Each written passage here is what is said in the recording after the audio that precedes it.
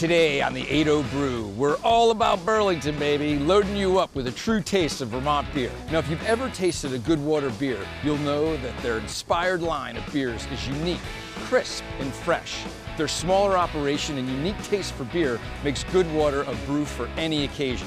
So stick with us as we take you through Vermont's brewers on the 80 Brew.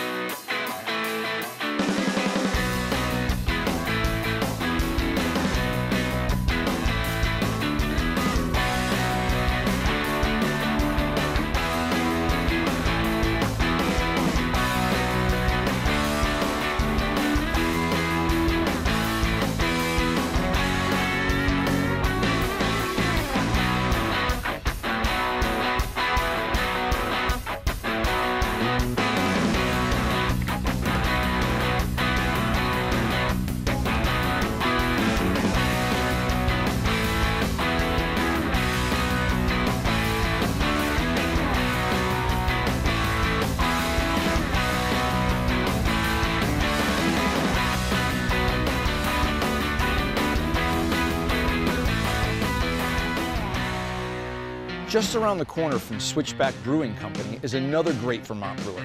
Now, they are not the same scale, but what they lack in size, they make up for in great tasting beer.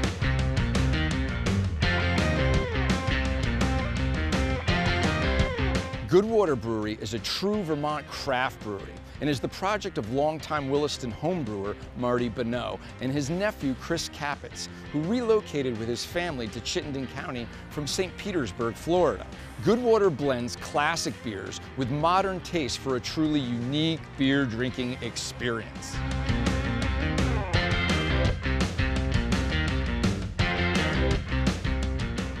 On this episode of the 80 Brew, we'll meet head brewer Marty Bonneau and learn exactly what inspired him to start brewing. I've been home brewing for almost 30 years, so oh, wow. It's been a long time, a lot of competitions, a lot of judging. Eventually, about 4 years ago, I went to brewing school, and that was kind of the, all right, if we're gonna do it, we're gonna do it now. We'll get a close look at their brewing process. We'll meet up with Chris and see what it's like to work with his uncle at his family's brewery. We like to kind of have the attitude of a no worries attitude, and we try not to let things bother us too much in here. Last, we'll meet up with Aaron Smith to taste some of this Goodwater and to really profile their beers. All of this and more on this episode of the 80 Brew. Talk to me about your favorite beer here from Goodwater. I really like the proper mild. Tell me what you like about it. I like it because it's super smooth, it's easy to drink, and it's kind of just like an everybody beer. And is that something you come here just to get it here? Yeah, we actually, my husband and I talk about how we like Goodwater so much because all their beers are pretty, I guess you'd say gentle. You get a lot of those really hoppy, strong, bitter beers lately, right. But we like this place because everything's so drinkable. Stephen Petrosino of New Cumberland, Pennsylvania, downed 1 liter of beer, or 33 ounces, in a shocking 1.3 seconds in 1977, which made him the world beer chugging champion, according to the Guinness Book of World Records. Let's see if I can beat it.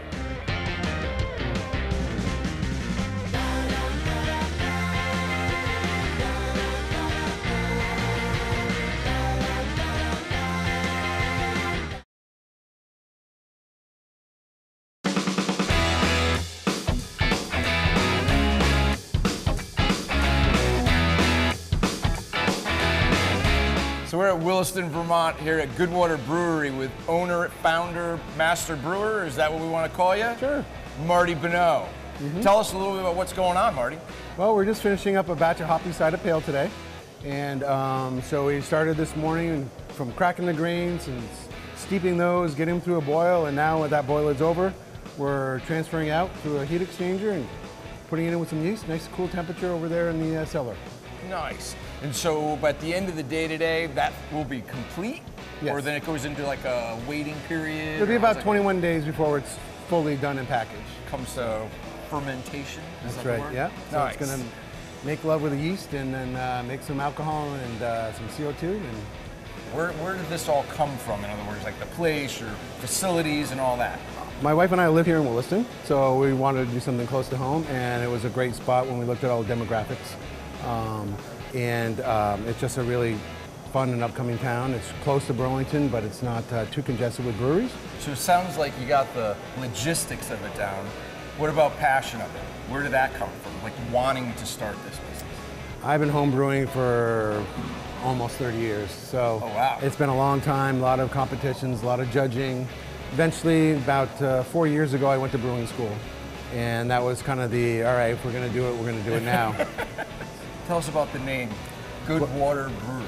Good water, you need good water to make good beer. Vermont has really good water for the types of beer that we all make up here, most of the ales. And my last name is Bonneau in French, and that translates directly to good water in English. There you go. So it's a nice tie to who we are and what we're doing. Like that. I like that. A little bit of style. Yeah. So I know you make a bunch of different beers. Mm-hmm. If you had to pick one, because obviously you make them all, so you like them all. Why would you make something you didn't like? But what would be your favorite, fan favorite for you?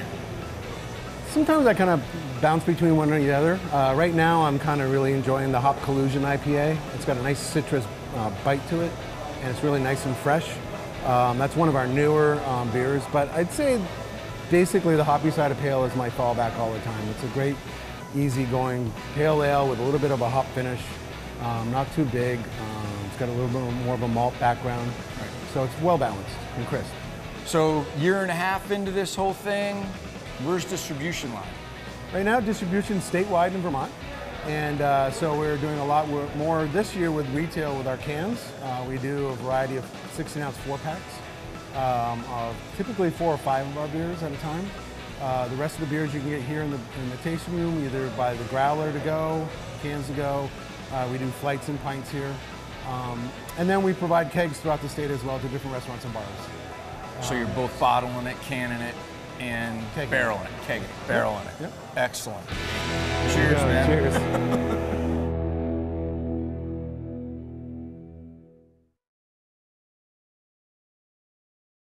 Goodwater Brewery is a true Vermont craft brewery and is the project of longtime Williston home brewer Marty Bonneau and his nephew Chris Capetz.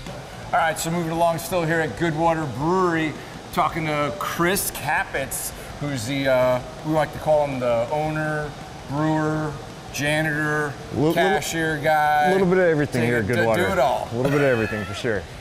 So talk to me about your involvement here as far as like creation, passion, how you got into this whole brewery thing. Well, you know, I came from an IT background, ironically, so I was working with utility companies, complete different industry, different fields, and you know, at the end of the day, I just didn't have much that I really was passionate about.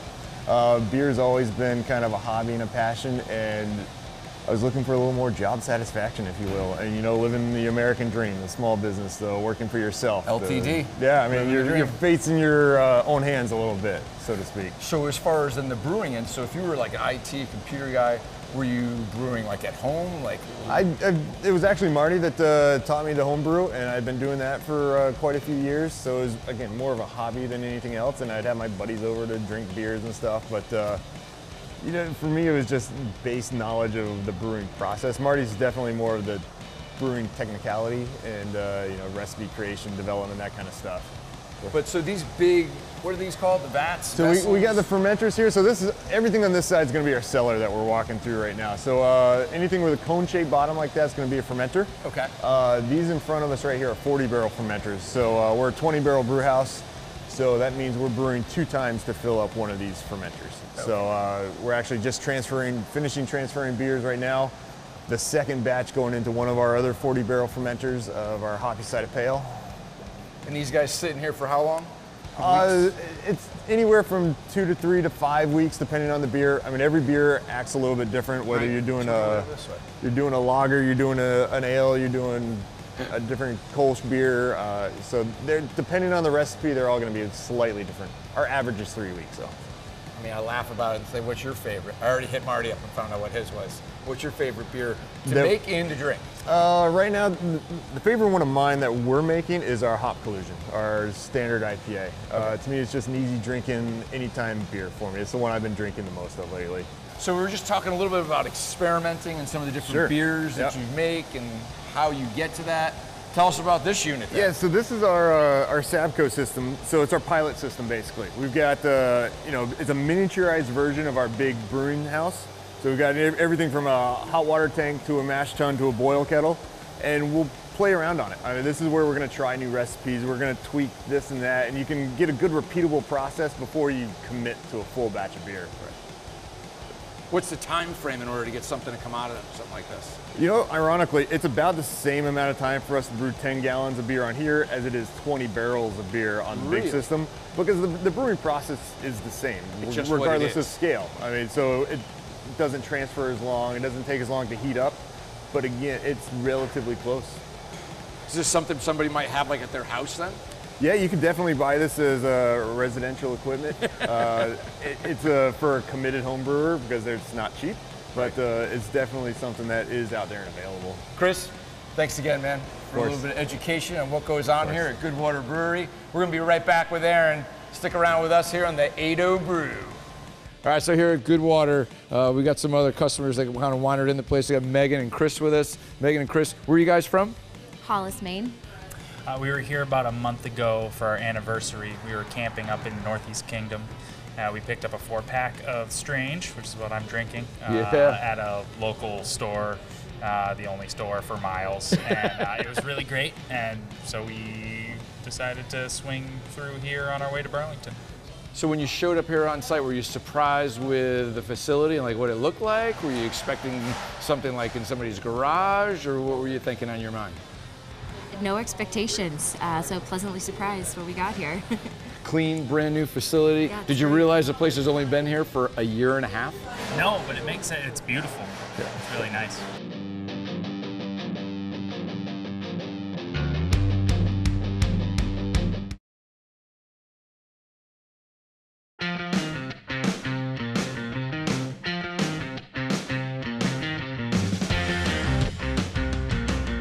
All right, man, we moved into the tasting room here at Goodwater. Got my man Aaron Smith there dialing me up with some delicious morsels to taste. Tell me a little bit about what we got here, Aaron. So with us, we have 8 beers on tap right now. We like to be a little bit different. So right now, we have a style of pretty much everything that's out there. So we're going to start you off with our Stanga, which is our Kolsch style ale. Can't call it Kolsch unless it's from Cologne, Germany. Okay. So we actually named the beer after the glassware that's traditionally served in Kolsches for over in Cologne, Germany. So this is our light Pilsner, very easy drinking. It is kind of our summer style beer. Kind of, it's the beer for everyone. What do I got up next here, so dude? So this is our O-Fest. So this is our Märzen Lager. You say oak, I taste oak. Yeah. Oh, so with me with this beer, I get some nice caramel flavors. It almost has a real rich, creamy mouthfeel. Once again, just very easy drinking for a 6% beer. What do I got up next? So next we're going to do I like this game. You say them, I drink them. Sometimes I wish I could do the opposite. So up next we have our Inspired, which is our Irish Red Ale. This is my personal favorite. It's a blend of 5 different malts, but they blend so well together that with me I get 4 or 5 different flavors in one sip of beer, which is just something I look forward into a beer. I always say never judge a beer by its color because sometimes your darkest beers can be your easiest drinking. Yeah, I never would have thought that. No. So next we'll go to our Hoppy Cider Pale. This is kind of our flagship. This is our American Pale Ale. I'm going to be hoppying right after I'm done with this whole rack. So once again, it's a pale ale. We kind of call this our gateway IPA. It's not technically an IPA. A lot of people say it drinks like a session. No, we have a lot of people that come in here that say they don't like IPAs. They end up buying a 4-pack of this to go or a growler to go. Said you get the hops, but it's not a huge hop punch in the mouth. Once again, just very easy drinking. And rounding out the rack. And last but not least, we have our Hop Collusion, which is our Citrus Simcoe IPA. Our goal with this beer was to make a nice 6% beer, lighter, full of flavor, but easy drinking beers. I'm going to tell you right now, my favorite is that Inspired. Inspired. What are your hours here at the tasting room? So hours from Wednesday to Friday, we are 3 to 8. On Saturdays, we're 12 to 8. And then on Sundays, we're 1 to 5. Tell me about the duck. So the duck. What is the duck, the world? Yes, mean? so I Duck see that the all World, with the logos on it and stuff. So I came in one early spring day on a Sunday, showed up in front of the door, and there was a duck sitting right in front of the door. No note, no explanation. So I'm picking it up and looking at it. Is there a camera in this? Is another brewery trying to spy on this? Right. And what the guy does is he's a world traveler. He's actually been back in since where I figured out who he was. But it's nice. He leaves ducks at his favorite places that he goes. So we are very fortunate to have one. All right. Aaron, thanks again, man, for a little Yes, thank you tasting. guys very much. Appreciate it, Absolutely. man. Hope you enjoyed. Great job. Thank you. The foamy top on the beer is called the head. And this is a very important part of the beer and is formed by a complex carbon dioxide reaction. It's also a good indicator about the quality of the beer. If the head isn't there, it could mean your beer is flat and bland tasting. Meaning, if the head isn't there, it probably isn't any good.